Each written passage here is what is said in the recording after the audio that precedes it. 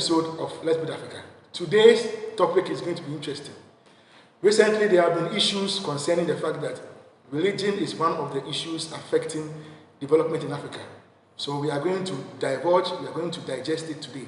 And trust me, today's episode will be very interesting because I have with me two interesting people who maybe the 30 minutes will not be enough, but we will try our best to work within time.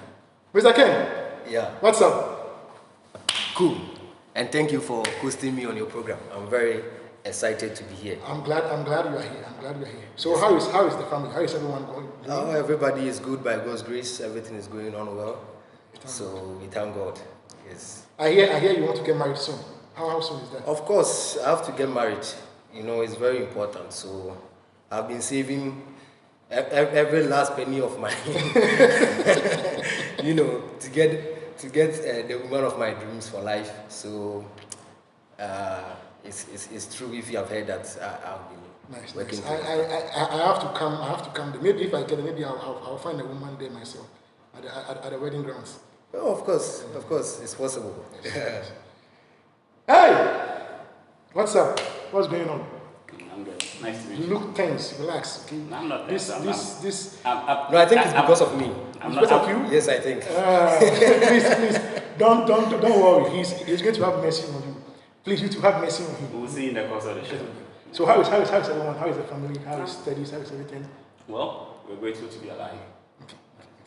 All right. So I have here with me Ken, and then I have here with me Joshua. Joshua is pursuing masters in petrochemical and chemical engineering, but double major. And then Mr. Ken here is pursuing masters in environmental engineering. Okay, thank you very much for honoring my invitation to be here with me. So we are going to talk about spirituality and religion in Africa. Very, very, very, very, very tense topic. So I will start with you, Mr. Joseph, Mr. Joshua. Please, when we say spirituality in general terms, how do you understand it? What is your explanation of spirituality? Well, spirituality for me, as I understand it, is they are the things you do as an individual that gives you that peace of mind, that sense of belonging. Okay. You know, it's not bounded by any doctrine. It's not bounded by any organized mode of worship or anything like that as compared to religion. So someone could just be in their room and could be having a yoga session. That is a spirituality session for the person. Okay. It's just something the person does to find that inner peace, that sense of belonging, that sense of belonging, like I said. You know? But you can also have spirituality inside the rules of religion. Okay, and in this case, this is where some sets of religious principles applies to how you undergo this journey to discover yourself and then find this sense of purpose for yourself. That is what I understand by the word spirituality. Wow, that's very, very deep. Very, very deep. So, for you, according to your explanation, spirituality has nothing to do with reference to a supreme being or whatever. It is just about your innermost thing you do to keep yourself connected to your God. Okay. That's very good. Pastor Ken. I'm not a pastor. No. I choose to call you pastor because I know you personally, and I know that you. Oh, he's actually exactly. You are my pastor, so I call you pastor because I know you personally, and I know what you can do. Yes, but I'm not a pastor. I'm not a pastor. I'm a Christian, like any other Christian. Okay, so question: What makes one a pastor?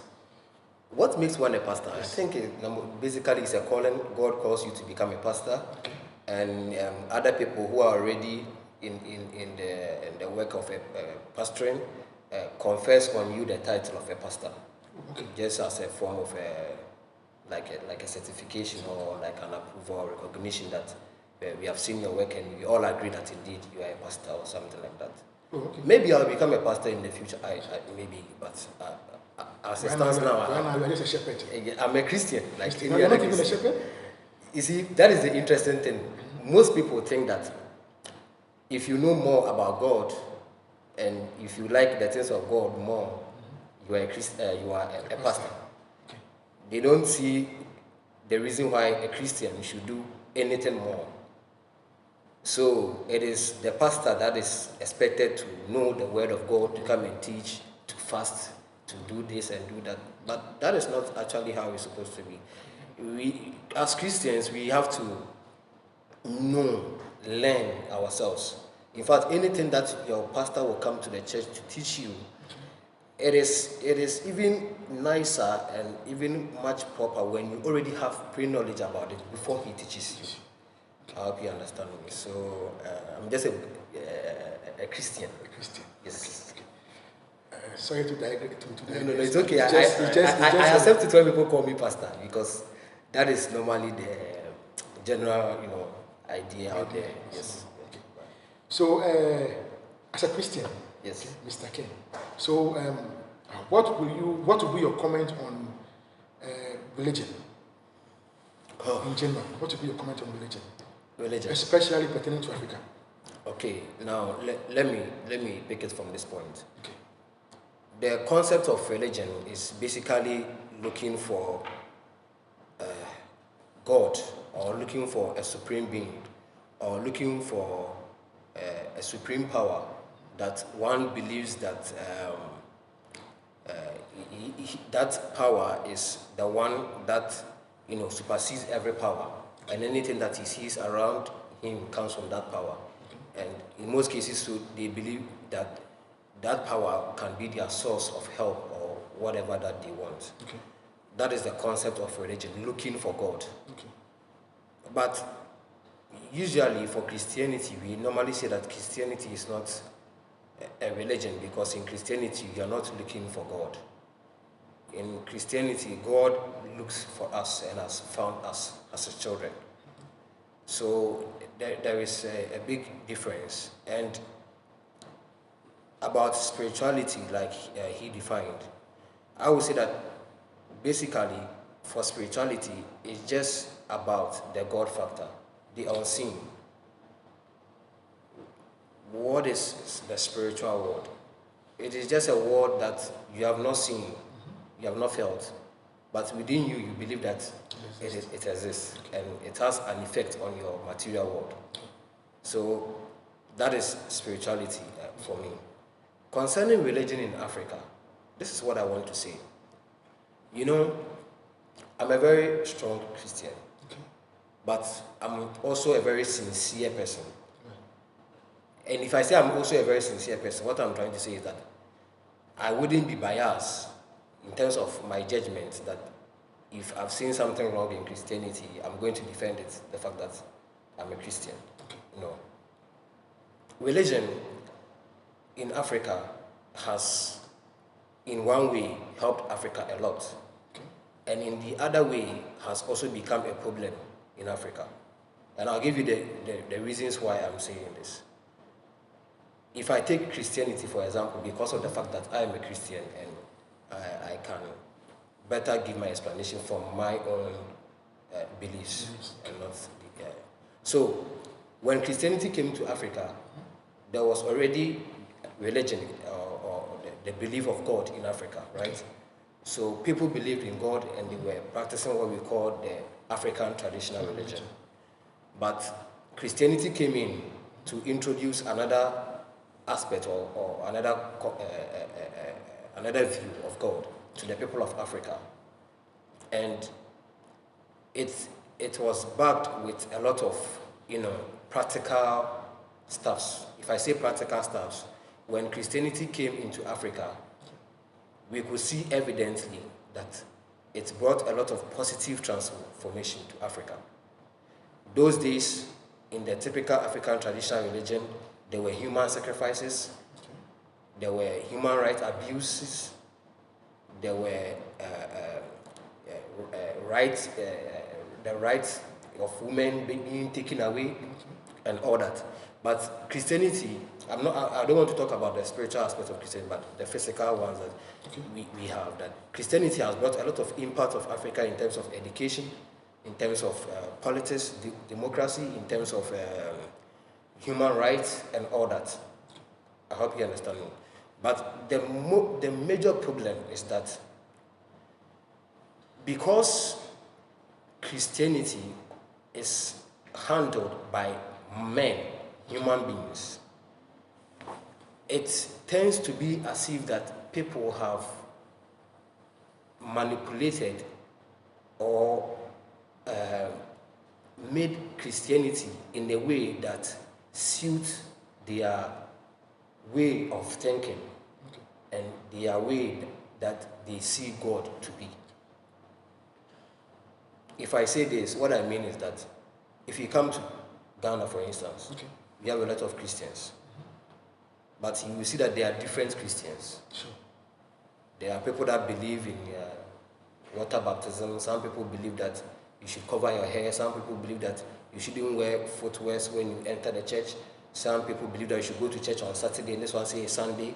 But they all use the same Bible. So where is the difference coming from?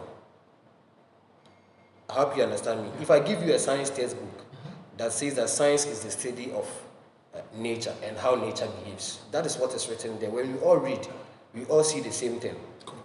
But if I come and I give you a different definition of science, different from what has been written, then it means that the problem is not coming from where we are defining science from, because it's a common source. Okay.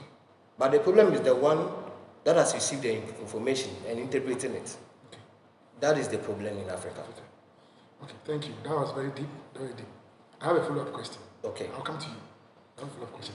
So, you explained, you spoke a little bit about spirituality before you went into religion.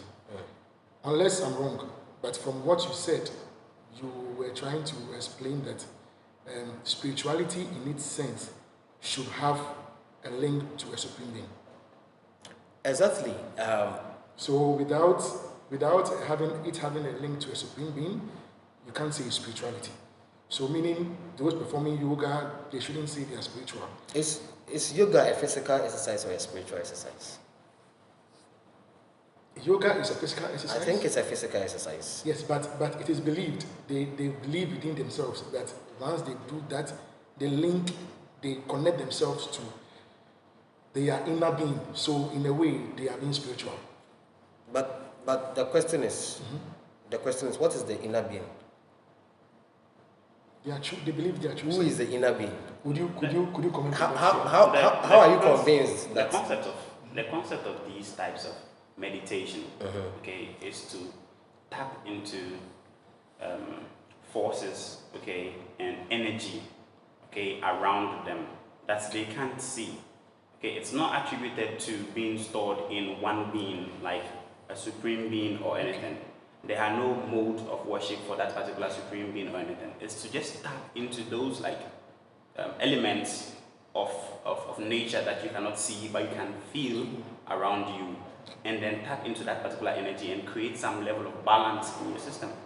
Be in tune with the elements of the spirituality around you. That is what this concept is. But I also have a question. No problem.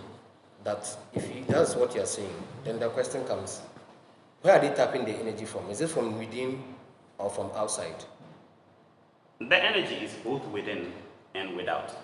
So, for instance, you yourself, within you, you've got some untapped energy in you, and the environment has those two cosmic energies.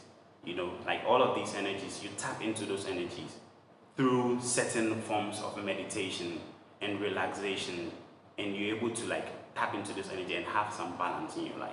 Okay. That is the concept of this. Not to cut you. So it looks like we are going more deeper into the religion and then the spirituality aspects, and we are leaving the issue ahead. But just one last question for both of you.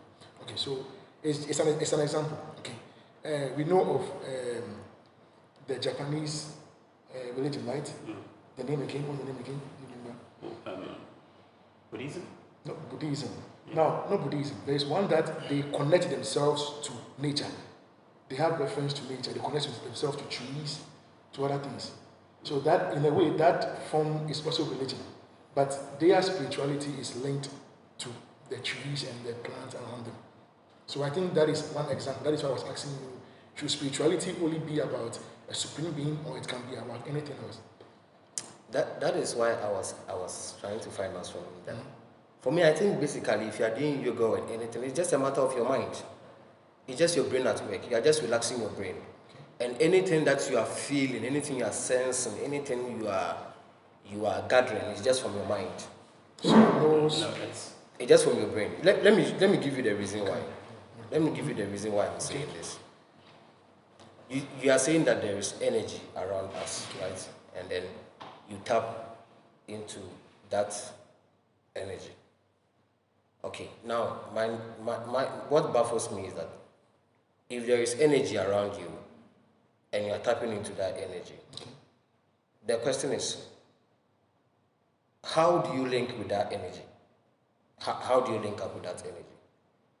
Are you trying to tell me that the energy diffuses into your body, or what? It is just your mind that is connecting all these things that we are talking about. It's not as if there is an energy somewhere that will come into you. And there are these people that they have this mentality that there is this thing about nature, that nature can sort of control them. As in, for example, they can decide to think about maybe getting something, and then they rely on nature, that nature would make that thing happen or something. But the question that I always get to find or ask people is this: does the thing that you are relying on to give you whatever you are looking for, number one, is the thing conscious of itself? Can the thing reason and tell exactly what you are trying to communicate with it? Okay. These are the questions. If you are able to answer these two questions, then I will agree with you. But if that thing by itself is not even conscious of itself, and that thing cannot even decide for itself, then how can that thing help you? How can that thing give you what you are looking for? Okay. If I may. No, if I may. Relax. Okay. So it looks like we are getting ahead of ourselves. We are now talking about different things. So I will let us calm down. Then we get into the real issue. Okay. But before I do that, you can give your submission. Then from here we go straight to the main issue. Okay. So I have quite a lot of things I would like to say about what his submissions he just made. Please be precise. I will be. Okay. First of all, the submission on yoga. His submission on yoga is quite the westernized form of yoga, where the Western world has made yoga into some form of just mind relaxation technique. Okay. The Buddhists practice these meditation forms to unlock chakras and spirituality. Okay, in this sense, it's combining your force, because they believe the human has a life force and some level of spirituality within them, with the force of the cosmic energies around them, the world we live in. As we do, so does other living things and energy. So does other living things, and then the world have those same energies. And then you link with those energy, and as such, you are able to reach a higher level of understanding of the world around you and a higher level of balance. That is what this is. Okay. Secondly, if I may, going back to his submission on religion, okay, he made mention of the fact that Christianity came to take away so many things and then bring about lots of positive things. In the sense that human traditions human sacrifices were being practiced, and then like lots of these human rights and stuff were being practiced. We can all understand here that the traditional religion is a religion. Regardless of the fact that we've all lumped them together and called them traditional religion, it's also a form of religion. If one thing comes to replace another thing of the same kind, you cannot tell me that you are doing good with it. Looking at religion, for instance, the question here is not about what Christianity has come to do. The question here is what religion has done and what religion is doing. In this case, religion was the reason why we were killing people in the first place, as a means to understand the relationship between our universe and the supreme being that's around us. Okay, that's why we killed people in the first place. That's why we denied people these rights, and that's why we did most of the things we did. In these modern days, what Christianity has simply done is remove the gore, the horrific killing of people, replace it with much more subtle scams like tithes and other things, and you have these same things still being perpetrated again in the society. Okay, it's just traded one form of oppression and suppression of the people for another, and because they are all religion, they will all operate with the same modus operandi. Okay. All right. Thank you. Okay. So we will go for a quick commercial break. When we come back, we will continue. Thank you.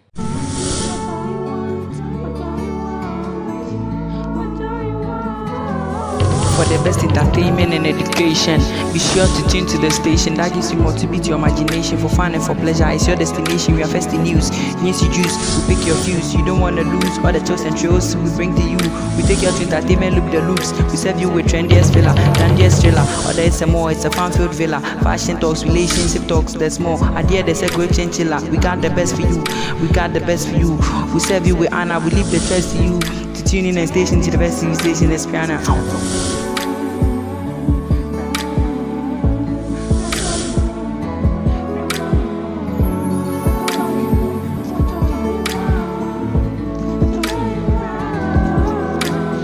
Keep watching Priana TV. Priana TV, watch all you want. The name of the year.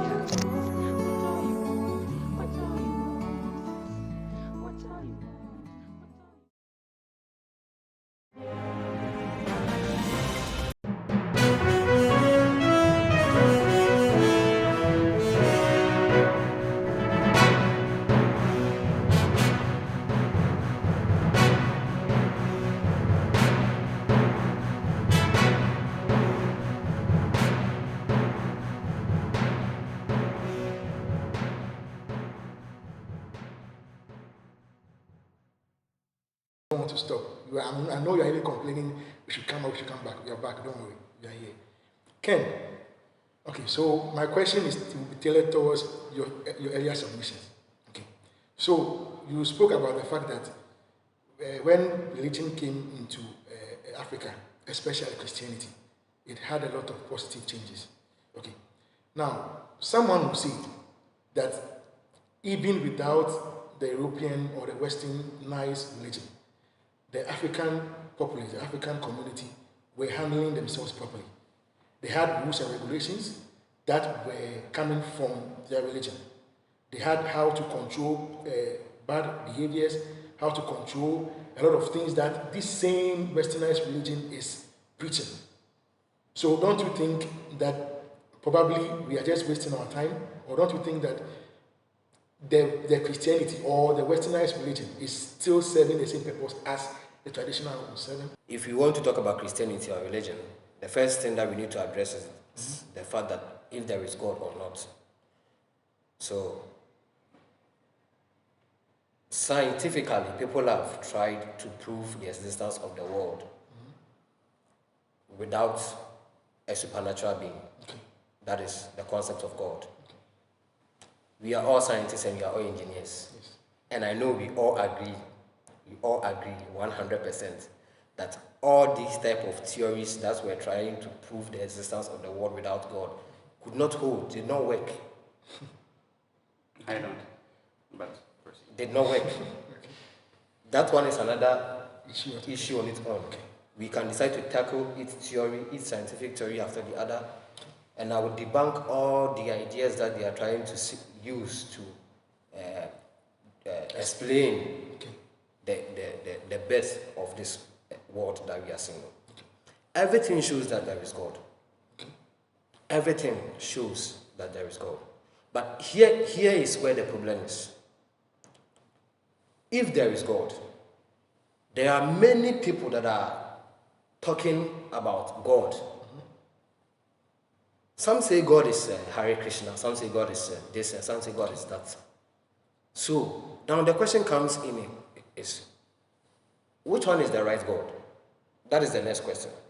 I think the fact that proving the existence of God or proving that God created this world is no longer a problem again, because even scientifically, like I said, it has been established, and we can all see emphatically well that indeed there was a supernatural being that made this world that we see. But the question now is, which of these gods that everybody is claiming is God? And the number two question is, what is that God expecting from us? Because every creator or every inventor has a purpose for the things that he creates.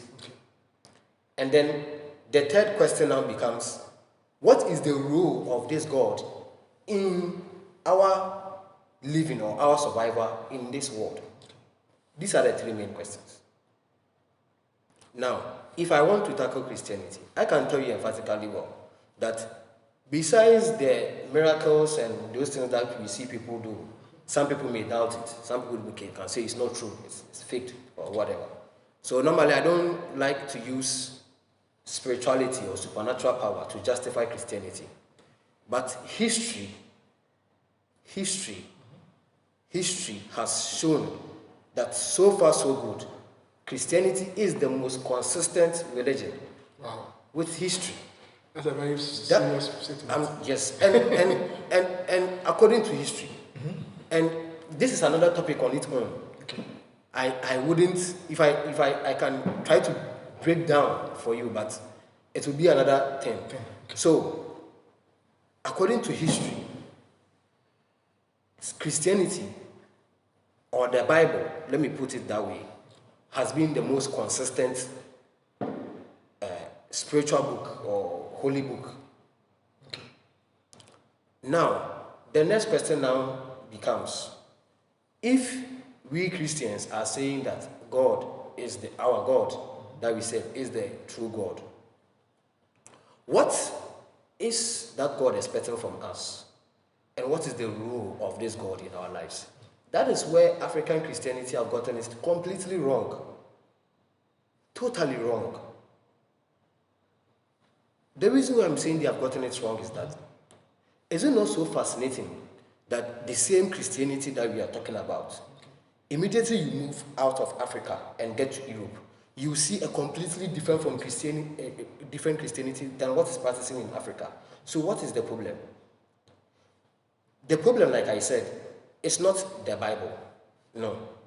Because even the Bible, those that brought the Bible to Africa, we all know historically well that they were slave traders. Right? Yeah.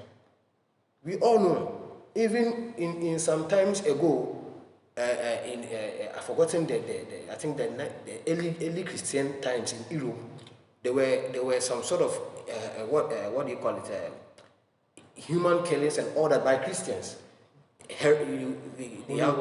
Holy wars, heresies, and the capturing of people that they claim are witches, Okay. and burning them with fire. And all the Christians, it was Christians that were doing that. Yes. So the problem hasn't been the Bible or Christianity. The problem has been we, the people, the human beings. That is the problem. That is the problem.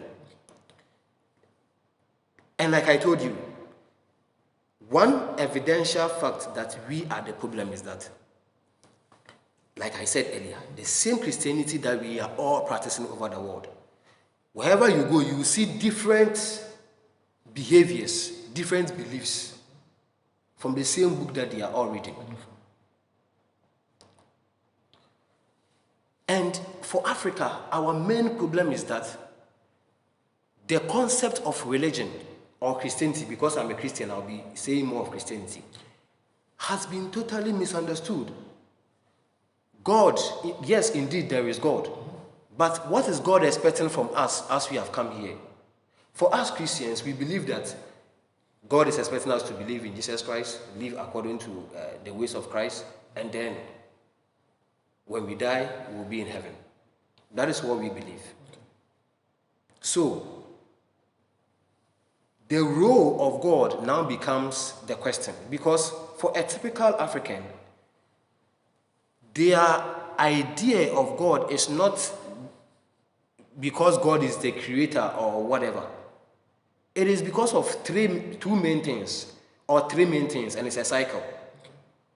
Poverty, fear, and religion. It's a cycle.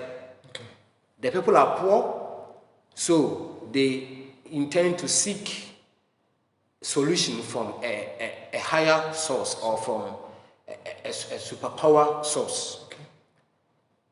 That is religion, right? Now, when they get there, they don't get it, and they become poorer, and they go back to the same cycle. Am I saying that we shouldn't look up to God for things? No, that is not what I'm saying. But the teachings that have been going on in Africa over the decades has been wrong. People do not see any relevance of the physical world that they are living in, and everything is spiritual in Africa. That is the problem. For a typical African, if he stumbles, it's a spirit. If there is a road accident, there is an evil spirit. Everything bad that happens to an African, the first thing that they will think about, or we will think about, is that there is something behind us that is fighting against us. And how or where did this concept come from? It came from our African traditional religion, African traditional beliefs. This came from our African traditional beliefs. And unfortunately, they find their way into Christianity. We believe that you have been saved by God and all that. But yet, they wake up and the only thing that they are bothered about is somebody who is hunting them. So, if they are in a car and the car gets an accident, they don't see any reason why they should question the government to make a good road. All that they think about is a supernatural being which is wicked, is the one orchestrating evil against them. And that teaching has been wrong. Okay. Now, from your submission, okay, there is I sort of see that you kind of found a link between the European or the Westernized religion and the African traditional religion, in a sense that at some point in time, okay, the people in Africa had a way of influencing the same religion that has been practiced elsewhere. So now it's sort of the religion in Africa, which is from the Western world, has been Africanized in such a way. Exactly. That's so there is an Africanization. There is a teaching that I made, but I couldn't finish, and I'll continue. Okay. I entitled it "The Africanization of Christianity." Okay. There is an Africanization of Christianity, okay. And that Africanization, I'm telling you, it is those so-called pastors that are making gain out of those vulnerable people. They will come and tell you that, okay, go home, and then you get, I've prayed for you, get miracle money in your account. It is possible, okay, but there are two things in this world. We have the conventional method and the exceptional methods.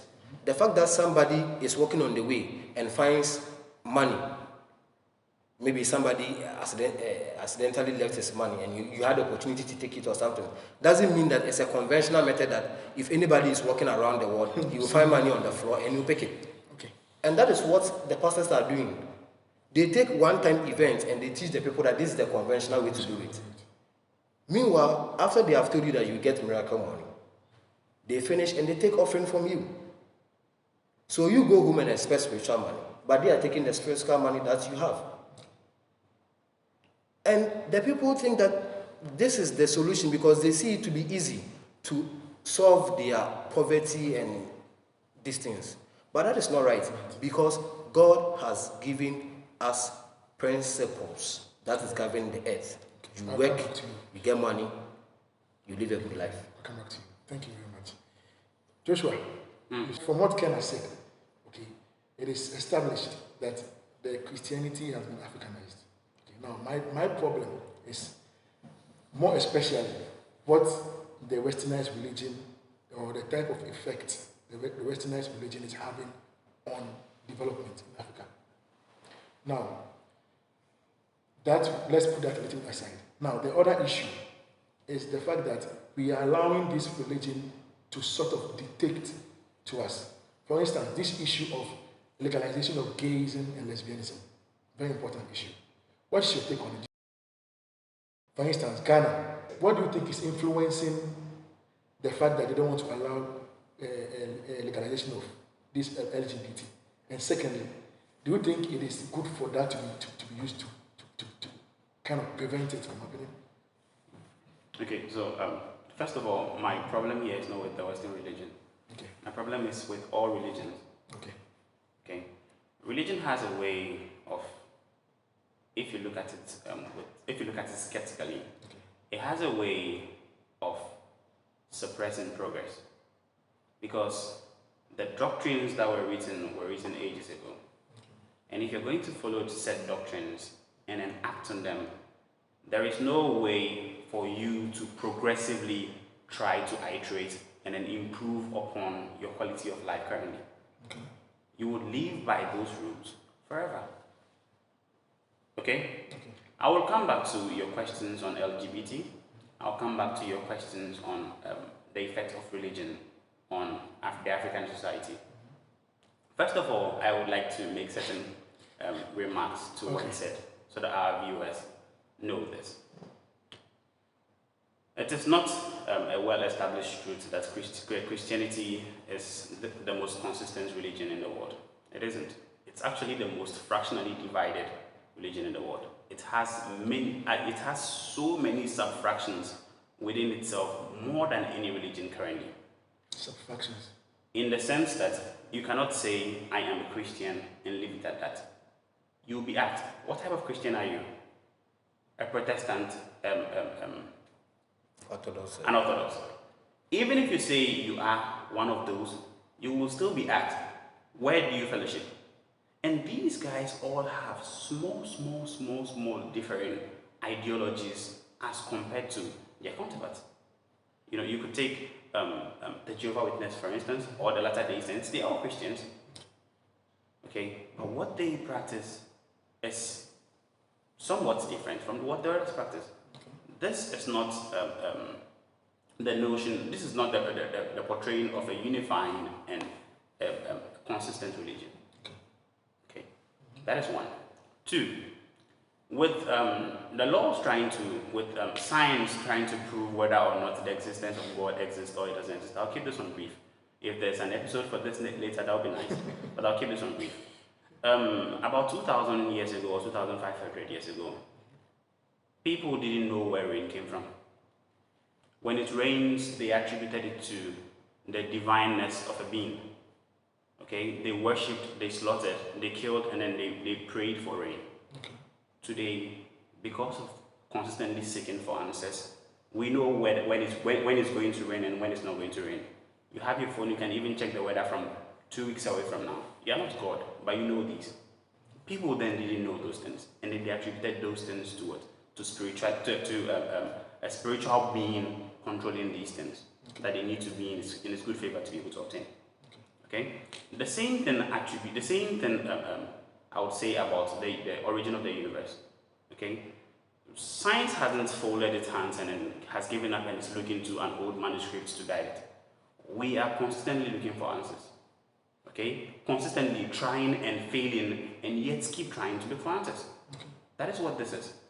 Okay? The fact that you do not have an answer now doesn't mean you cannot prepare the level ground and then let future generations know that we've tried these techniques, we've tried these methods, and these do not work.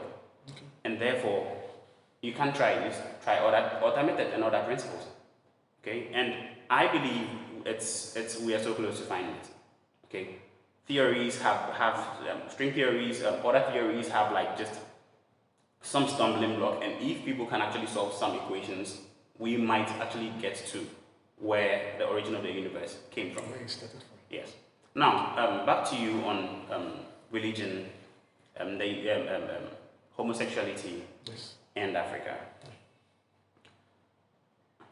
First of all, when it comes to development, I don't think homosexuality is our problem. Why would I say that? I'll say this because a man marrying another man, okay, it's not what is going to prevent your roads from being built or your schools, your healthcare from being top-notch, or your educational system from being good. Some things are there, once we look at them and then face them bluntly, we know where we stand. Okay? Yeah. I'm not one who would advocate for gays. I would not say I openly support gayism, but I'm saying that it's not our problem. So, That is not the chief thing we should be looking at currently. okay. We have way bigger issues to deal with, and this here is a diversion. And people are actually very, very outraged about this because it affects their religious beliefs. Okay. And once you tamper with people's religious beliefs, there's outrage, and then the people would demand that you do something about it. Meanwhile, because education, good healthcare, and other very, very important issues in our societies are not religiously linked, we don't seem to be much concerned about it. If education, good healthcare, and all of these things were items that were preached in churches and in other religious places, and people believed that it is the wish of a divine being for us to have access to this, people's reactions to these things would be way, way different than it is right now. Because it is with respect to the fact that we are not supposed to, a man is not supposed to live with another man, and a woman is not supposed to live with another woman, as prescribed by these books, okay, as written by this, as directed by these books. That is why we are so much passionate about these topics. This topic. It is not our problem. This is not our problem. So religion is the Yes, it's shifting people's attention and focus to the things that do not matter. How bad is your road? How many people die on your roads annually? Your healthcare, people are basically sleeping on the floors. They have no access to good quality medicine, technology, or even personnel at these hospitals. Are you outraged about these things? Are you constantly talking about these things? Are you trying to get something done about these things? No. What you're focused on right now is the fact that another man should not marry another man. How does that affect you? Okay. So the follow-up question is, yes, from explanation, I get it. Maybe the audience also get it. But the fact that these things do not really affect development, they shouldn't be a topic. There are other pressing issues. Fine. But here is the case, the government is for the people. Mm-hmm. And you have majority of people in the country going against it. As a government, are you going to say this is not a topical issue, so I don't want to waste my time on it? Like the way they are wasting a lot of, okay, I wouldn't use the word wasting, but they are spending a lot of time at Parliament, especially in Ghana, trying to legalize it, trying to find laws. Whereas they could have used those times to find laws that will actually, like you are saying, better the country. As a government, do you think, what would you do when the populace, the people, the citizens who voted for you, majority of them are saying we don't want it? Okay, thank you. I think it's impossible for the government to go and then clear what people's opinions of these things are. You cannot go and erase their fundamental beliefs from their mindset. Okay. The people are wired the way they are. Okay, someone has been a Christian or a Muslim or whatever for how many number of years now? They are set in their ways. Okay. What I would also like to state is that you should not take the opinions, okay, of these people and oppress the few minority who want to do that. So say, not making it a crime. Okay? If you don't make it a crime for them to get together, you have not legalized it. Okay? You don't make it a crime also. Okay? So you just make it open. Just leave it as it is and then pass that issue way down the list of important things you need to settle. As if you take countries who have these type of problems, okay, you take way developed countries who have these homosexuality as a problem, it's because they have solved their fundamental problems, and as the list is going up, as they keep crossing out their fundamental problems, they are getting to these type of issues. Okay, you don't have a good road, you cannot even transport yourself from point A to point B, and you're worried about another man marrying another man. Okay, we are copying, but we are copying blindly. Okay, we haven't gotten to that stage where we can say, okay, this institution is responsible for this and this institution is responsible for that and that. Okay, I am also against the fact that you would let some people's opinions or some people's doctrines or religion suppress other people. Okay, if this is what they want to be, there is no law against it. So long as it doesn't go against the written constitution that you have, that they are not doing anything wrong or anything harmful to any other person, it's just two consenting adults, okay, who have agreed to be together, let them be. Focus your attention and your energy on the things that actually the people need. And if these people start seeing that right now, before this administration began, we didn't have good roads. Right now, our roads are better, our public transportation is better, our healthcare is better, our educational system is better. Things are going well in the country. They are much more appreciative of these things. The people are not blind. They see these things happening. And once you start doing these things and those things have been answered, you can come way down to the bill and then say, okay, you know what, we can have a section from the government that overlooks this type of things. You guys can get married, it's legalized now, and stuff like that. Okay, I'll come back to you. Thank you. Thank you very much. Mr. Ken, since you are more inclined to the Christianity aspect, I want to ask you some more questions about that. Okay, so the question is this. We have a lot of churches. There are a lot, like you said, when you come to Christianity, for instance, we have a lot of denominations. A lot. Thousands of denominations in Ghana alone. I know in other African countries there are a lot as well. Okay? Now, you have these churches taking a lot of money from their members. Now, and then they are making so much that they can actually even cause development. Sincerely. Don't you think, like for instance, what is happening in Pokagami, where he has started taxing churches? Before you even become a church, you have to have some license. There are systems in place. Okay. Don't you think in Africa, because we know that religion is one aspect that the people really have respect for, the people really believe in, can we not in Africa put structures in place? Maybe tax this establishment. We could make a lot of money from it to develop. What do you think? Of course. Let me say this. You know, like I said earlier, the problem, I will say Christianity again because that is where I am. I don't want to talk about other people's religion. No, I have respect for them. Okay. The question is, you see the way people are using Christianity to loot money from people in Africa. It is evident. We shouldn't lie about it. It is true. Yeah. Men of God are taking, so-called men of God are taking monies from these poor people. Somebody will start a church today, within a month, he's well, he's making it, and then the members that are practicing the same beliefs that the pastor is teaching them are still poor. You understand me? But if you take a look at it again, that same Christianity is also being practiced in Europe and in America. Yeah. And the people are well doing. The church members, they have jobs to do. The pastor cannot loot money from people like it's being done in Africa. So what is the problem over here? Because it's the same Christianity. Exactly. So the problem now is not the Bible. No. It's not the Bible. Okay. It is with those that are handling the Bible. Okay. And one problem in Africa is that Africans do not like to learn.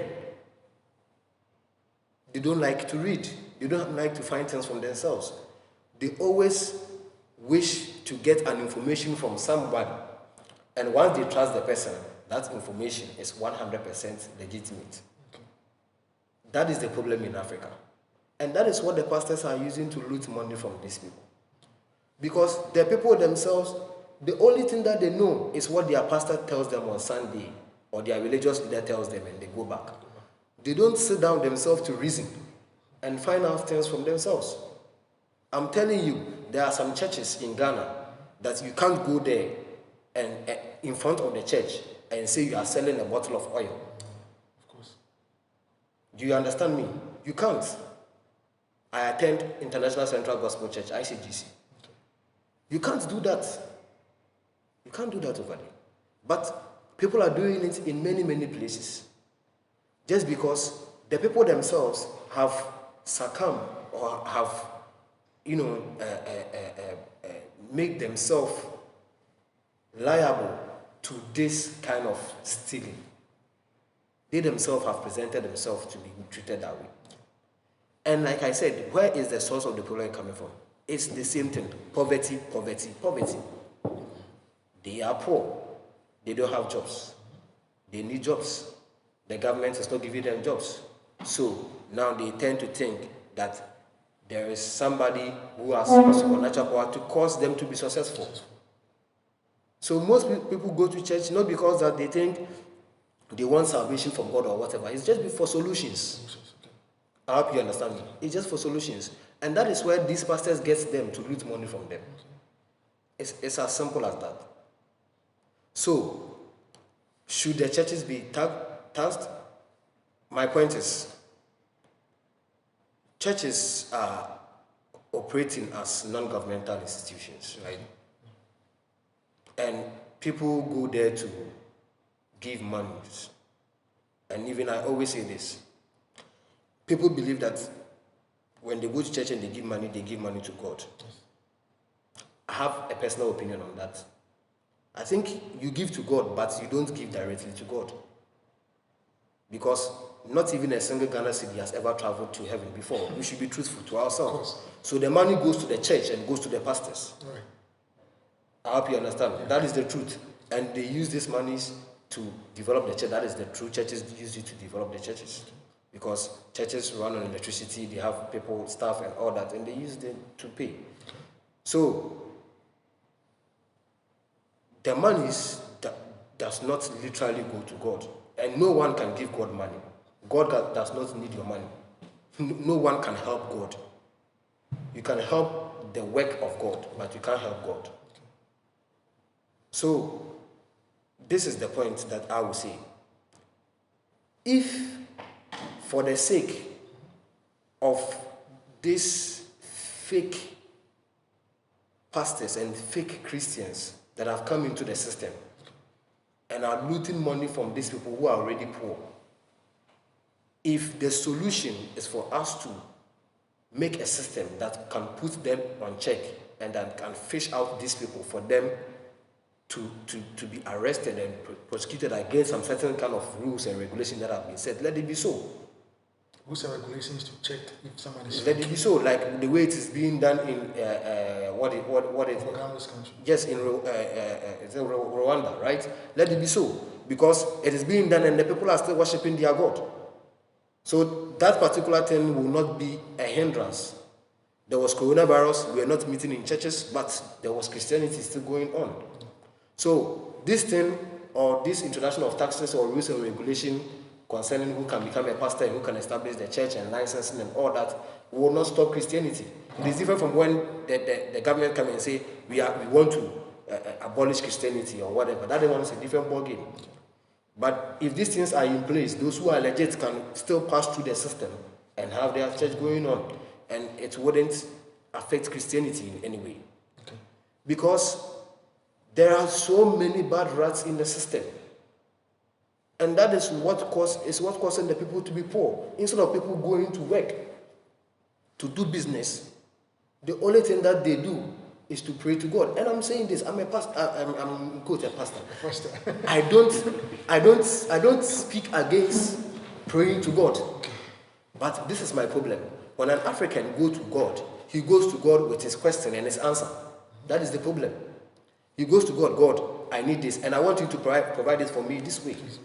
So there is coronavirus in the country, for example. We are praying, God, let this coronavirus disappear. Or God, take this sickness away.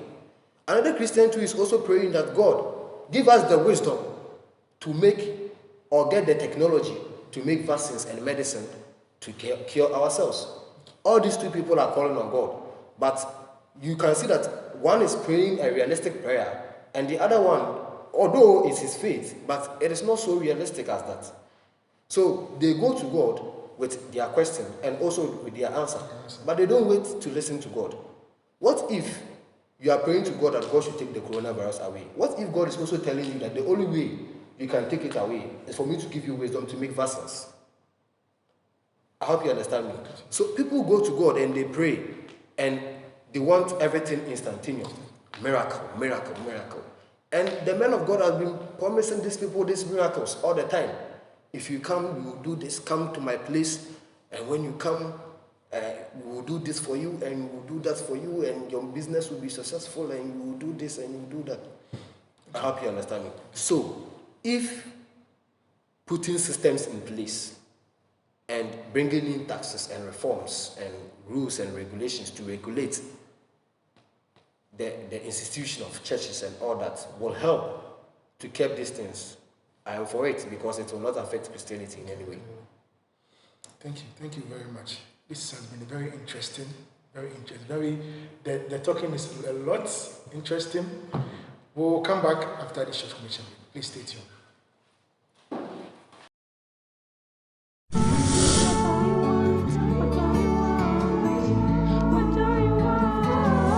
For the best entertainment and education, be sure to tune to the station that gives you motivate your imagination. For fun and for pleasure, it's your destination. We are first in news. Nancy Juice, we pick your fuse. You don't want to lose all the jokes and thrills we bring to you. We take you to entertainment, loop the loops. We serve you with trendiest filler, dandiest thriller. Or there is a more, it's a fan-filled villa. Fashion talks, relationship talks, there's more. Idea, there's a great chinchilla. We got the best for you. We got the best for you. We serve you with Anna. We leave the choice to you. To tune in and station to the best station is Priana.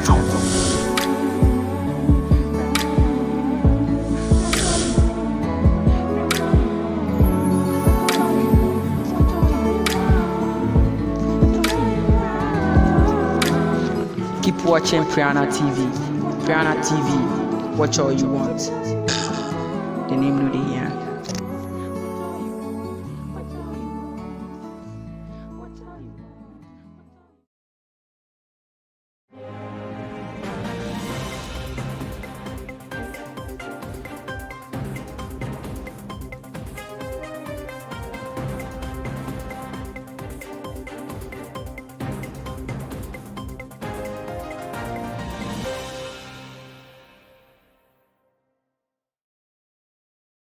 Welcome back to this show. You are watching Priana TV. Watch all you want. So we are back from the quick commercial break, and we'll be talking about the solutions to the problems. The solutions are important. We can talk and talk and talk, but we need solutions. People have complained about this same issue number of years, but solutions are what we need. So, Mr. Joshua, you are ready to give me solutions? The viewers want to know what we can do. No, yes. So the first problem, I'll give a problem, what is happening, and then you try to see if you can provide us with feasible solution, something you think could help. Okay. So he spoke about, I asked about the taxing, whether it should be taxed. Okay, and then he said, yes, it's a good idea if it's going to fish out people who are actually crook. Okay. Now, I believe, for instance, for example, Ghana. I'm from Ghana, so I'm talking in terms of Ghana. Ghana, for instance. Now, they are religious stances, religious beliefs that somehow, funny enough, influences governmental projects, influences governmental decisions. And it happens in a number of countries also. If you go to the Middle East, for instance, there are a lot of instructions, a lot of things that are being imposed on the people because of religious affiliations. As we stand now, there is an issue occurring in Afghanistan. Okay? And then the Taliban are of religious background, and they are imposing a lot of things on the people because of their religious stand. So so my question now is, okay, what can be done so that we can separate the government, which is an independent body, a government which should be in charge of making sure it provides for the people's needs, from a government that is linked to the religion of the people? I think I would speak as an African, specifically as a Ghanaian, and not for the people of Afghanistan. Speaking as a Ghanaian, it's a failing government or a failed government that looks to look for cheap solutions, cheap means out to be able to ensure some quick gratification to the people. Those are the type of governments that looks to do something to fix a religious view and then as such appease the people temporarily whilst neglecting the main issues at hand. As a government, if someone is coming into power, okay, there are structures in place, and each and every organogram of the government has specific functions. Okay. For the minister,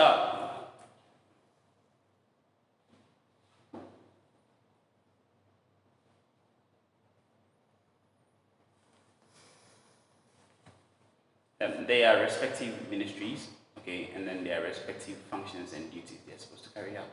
Okay. I think if there is a ministry responsible for culture and religious affairs, they would handle culture and religious affairs. Okay. Okay. I don't see what concerns the president of a country, okay, and his the people that work under him, under different structures of the government, with religious issues. You've been voted into office to do a specific job, regardless of your personal opinions. Okay? Okay. So if you're voted into power to say to be in charge of railway roads and stuff, that is your job. Okay, you tackle what problems there are there in those particular vicinities, and there are lots of them. There are so many things we should be doing. We should go back to basics and simply just let every branch of the government run what it's supposed to do. In this case, once you're doing what you're supposed to do, there are no other distractions from your main focus. Okay. Religion itself in Africa, in Ghana specifically, for instance, I think it should be treated as a business. Okay. Because if you go to a neighborhood, where I come from is a very small neighborhood. In that neighborhood, we have 3 schools. In that neighborhood, we have more than 20 churches, which doesn't make sense. It's easier to open a church than start a school. And I think it should not be so. There should be people responsible for these things, making sure that the proper channels, you go through the proper channels to make sure that these things all work. And these churches are fully registered. Okay? You're registered, and then we know who and who runs this particular church. In the event of anything, we know who and who to come to. They pay tax like every other normal working business because you earn. Okay? Now, that aside, these things, you cannot say the people should not have an opinion on what they do with their personal lives. Okay? They can choose to worship, they can choose not to. Although I think it's a waste of time for us. Okay? We should rather be like putting our efforts into things that would help us grow forward. But it's the personal opinion of people. People can choose to worship whether or not you like it. Okay? So I think the churches should not be banned. It should be, the restrictions should be placed and make it harder for people, anybody to just get up and form a church. That is 1. 2, the government should have a separation from religion. A total separation, a clean, because the functions and the duties of government officials do not include religious functions. And as such, once you stick to your main basics, the main task at hand, that's it. Yes, sir. Okay. Do you have anything to say? Yes, here's what I want to say. Okay. See, there is one problem in Africa. Another problem that I've noticed is that when most people come into government, they tend to do things that can help them retain their power. Usually that is their main aim. Okay. They don't focus on a national agenda. So a government will come and wouldn't want to continue a project that another government started because he doesn't want to see that if I complete this project, they will tell me that he started it. So he will be given the credits for it. Okay. So in our side of the world, leaders usually tends to do things that will please the people for the people to continue to give them power. And that is where this issue of religion comes in. Because you are in a country where almost 99% of your population are religious people. Do you see the problem? Yes. 99% of your people are religious people. So if you are dealing with people that are religious and are very religion conscious, so religion conscious that everything they see an aspect of religion in it, it will be very difficult for the government to say that he is governing the country totally out of religion. It will be very difficult. It will be very difficult. So, this is it. The next challenge is that if we also allow government to involve religion in its service to us, we should ask ourselves, what are the implications? Because we have allowed religion to influence the responsibilities or the role that government has to play on our behalf for all these years. And what have we seen? And what have you seen? We have seen retrogression. That is the truth. The simple issue is people should believe what they believe in. But for government, the people have to understand that government is there to make my life better and not there primarily because he wants to serve my religious interests only. And we should be on government to provide us with these things that will make us better and not be on them for religious stuff. Because that is not the main or the primary reasons why we put them there. So until we, the people ourselves, begin to see and understand that if they make a good road in my hometown, both Christians and Muslims will pass on it, and it's not about Christianity, then I will insist that monies should be used to make a road for all of us than for money to be used for religious stuffs. Because now we see it happening. Yeah. We have people, kids in schools.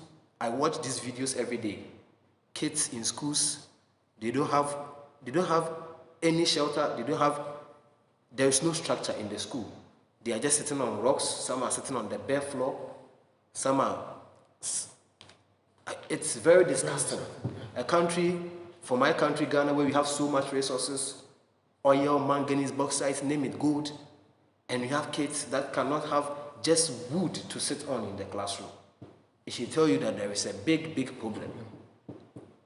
But these people are interested in gathering resources to serve God. And I've told you, and I'm saying this again, you can't help God. You can't build a house for God. You can't support God. It is not possible. And there is this thing I always say. We believe that Jesus Christ will come back, right? When Jesus Christ comes back as Christians, when he comes back, he will do two major things. He will destroy some things, and then he will bring back some things. What are the things that he will destroy? The entire earth, everything that we see, the buildings, the churches, everything. He will not say that this is a Pentecost church, so I'm leaving it, and this. Everything will be destroyed. And what will he bring back? The things that are destroyed, human beings that have died and rotten, are the ones that he will bring back. Meaning that humans matters most to God than any other thing you want to do for God. That is what the Bible says that Jesus told the people that when I was hungry, you didn't feed me. When I needed a place to sleep with you, were not there to provide for me. And they were like, how come we didn't do all this for you, God? And he told them, you didn't do it for man, you didn't do it for me. So if there is anything that you want to do for God, to please God, do it for your fellow neighbor. That is it. Do it for the people. Give them good water. Give them good roads. Give them education. When I came to Egypt here, I was very sad. I was very, very sad. Do you know why? Because I came to a desert that has more food than me, coming from a tropical country. Yeah, that's true. They have water flowing consistently. It's a desert. water flows consistently, and I'm living in a place that it rains every day, and I get pipe-borne water today, I have to wait for another week to get again. You see where the problem is? The people shouldn't look up to government for religious stuff. It's completely wrong. Jesus said, render what belongs to Caesar, and what belongs to God. Even Jesus paid tax. Yeah, it's basic decency. Yes. Even Jesus, so Jesus believed in governance, and governance has its purpose. Governance has its purpose. I am very sad that I live in a country that religious leaders that can put the government or the political leaders on their toes to do things will rather change an SHS boy to go and cut his hair than to speak about people being shot and being killed in the country. They are much more concerned about the haircut of a person because according to their beliefs, you shouldn't have that haircut. That issue, I hope you invite me one day to address it. So you want to address the haircut, the religious... There is an African madness of religion that has to be dealt with. We literally took something that was given to us, okay? We did not understand it. And interpreted it in the harshest, strictest possible ways, and then have stuck to it since. It's crazy. And we think that is making us serving God better. We don't pause to evaluate. Yeah. This is how we do it, and this is how we always do it. When you do things for some time, you need to pause and ask yourself questions. Is there progress in this? Is there progress in this? Am I making headway? Am I making? One thing you need to know from what he said, which I really like, is the fact that we simply need just one person. Okay, just the first person to do this thing, to come to power with the notion of just wanting to help. It doesn't matter. It doesn't matter if he loses after his first term. With just that mindset, come do the possible best you can out of the situation. As strict as possible. Do what needs to be done. And once you go, in that moment, the new person who will come will do something little to appease the people and stuff like that. Yes, that's true. The people will be happy temporarily. But once your children start getting sick, and the hospitals that used to be there are no longer there for you, the road, the good roads and the good water you had are no longer there for you, you start to miss that particular element in that type of person. And the next time you're voting again, you have all of those things at heart and you vote with that. You see, I think, again, one thing we are not ready for as Africans is democracy. Okay. Democracy is not good for us. It's not like it's not good for us, but we are not ready for it. Okay. We'll talk about it another time. Oh yeah. Let me just ask my final questions and then we can just... Do you think it is good for parents to be allowed to introduce their kids to religion? And secondly, do you think it should also be allowed in studies in government institutions like religious and moral education? Do you think it's even needed at all? There are positives and negatives to every side of everything. When I came here, when I came to Egypt, I noticed that the religious and moral education that I learned some years ago really helped me. Okay. Really helped me. The reason I'm saying it's really helped me is that before I came to Egypt, Egypt is a Muslim-dominated country. Okay. But I've already learned a bit about Islam before coming. Okay. I know that they pray 5 times a day. I know that these people call Muslims. I know they go to Mecca. I don't know the details of their religion, but I know something about them. And usually, the reason why people normally fight is because they lack understanding of each other. If I understand you and you understand me, normally it creates peace. It creates peace. When I was growing up, I didn't have any problems with my Muslim friends. And even now, I still have a lot of Muslim. My best friends are Muslim friends. I talk to them, we do everything together. Because from school, I was made to understand that I'm a Christian, though, but there are other people who are Ghanaians and they are Muslims, but they are not enemies. Okay. So from school, I knew that there were people that believe in something or something else from what I believe, but they are as Ghanaians as myself. Okay. So the appreciation of their beliefs and the respect was there from that point. Okay. Now, concerning parents training their kids in a religious way, the issue is the child, when he's born into the world, okay, is like he doesn't know anything. He or she needs someone to guide him through the world, right? He doesn't know how to maybe. Let me give you a classical example. For example, the food that we eat in Ghana, okay, and the food that these people eat in Egypt.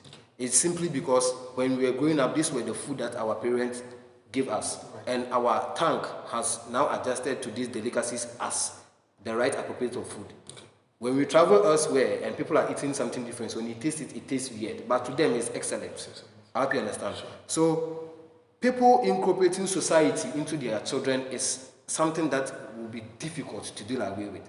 If the parent believes in God, it will be difficult to see that the parents should train the child in a way that like he shouldn't bring any God factor, and the child should grow up and decide. Yes. It will be very difficult.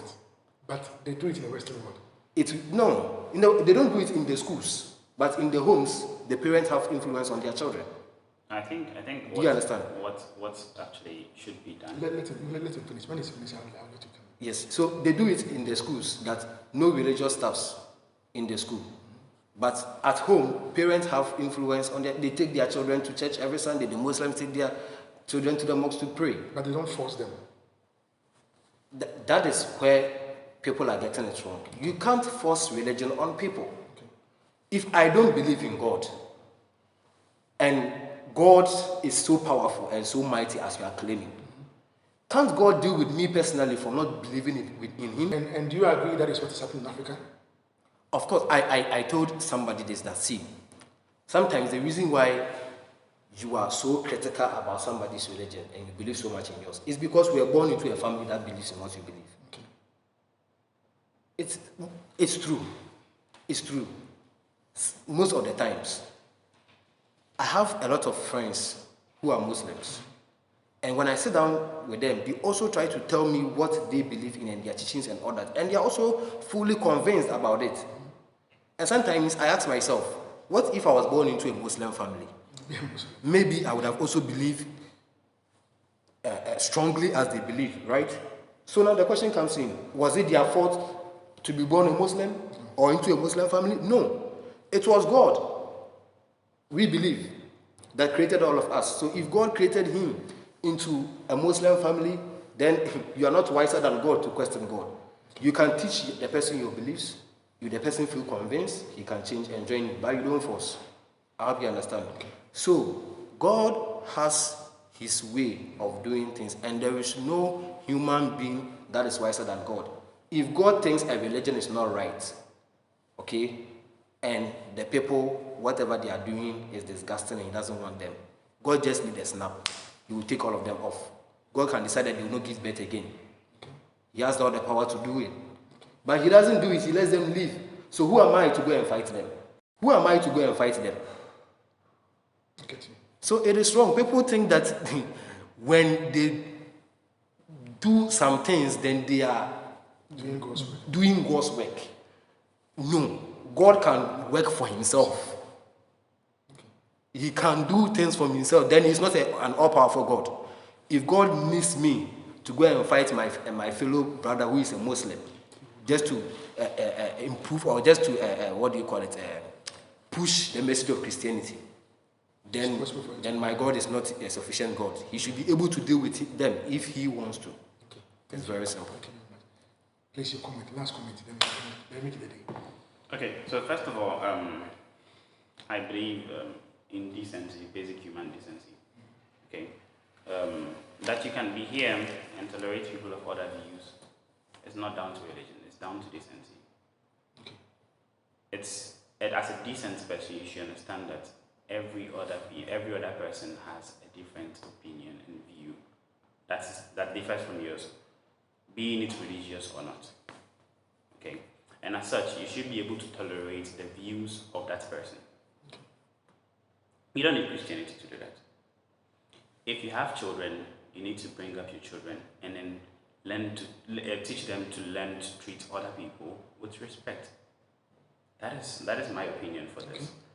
You don't need to teach these things in schools, religions in schools, religious studies in schools and stuff. No. Basic decency. Once these people have this, then you're good to go.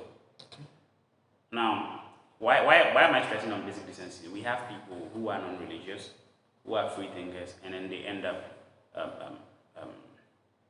sociopaths and serial killers and stuff. Okay, fine, those can be related to other deeper fundamental issues, but the fact is that they do not take into account the feelings and opinions of other people, and as such, those lives mean nothing to them. Decency can be taught outside the scope of religion. Raise your child to be a simple, decent person, and once this person is that type of person, knows that ideas and opinions are not the same, this person knows that he or she should be more tolerating of other people's views. And as such, the common things that affect all of you, you guys can unite together and fight it. I think that is the way forward for Africa. Okay. Thank you very much. Today's show has been interesting, like I said. Thank you, viewers, for watching. This has been Priana TV. Let's build Africa. We promise you the best, and as you can see, we give you the best. We'll come your way next week at the same time to give you another interesting topic, another discussion. Please keep watching. Like, share, and hit notification.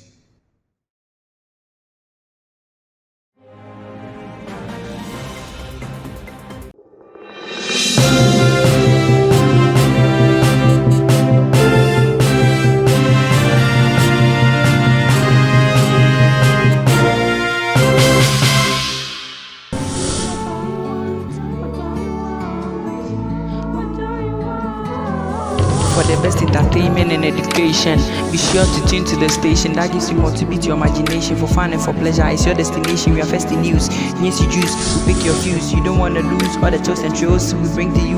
We take you to entertainment, loop the loops. We serve you with trendiest filler, dandiest thriller. Or there is a more, it's a fan-filled villa. Fashion talks, relationship talks, there's more. Idea, there's a great chinchilla. We got the best for you. We got the best for you. We serve you with honor. We leave the choice to you. To tune in and station to the best TV station is Priana.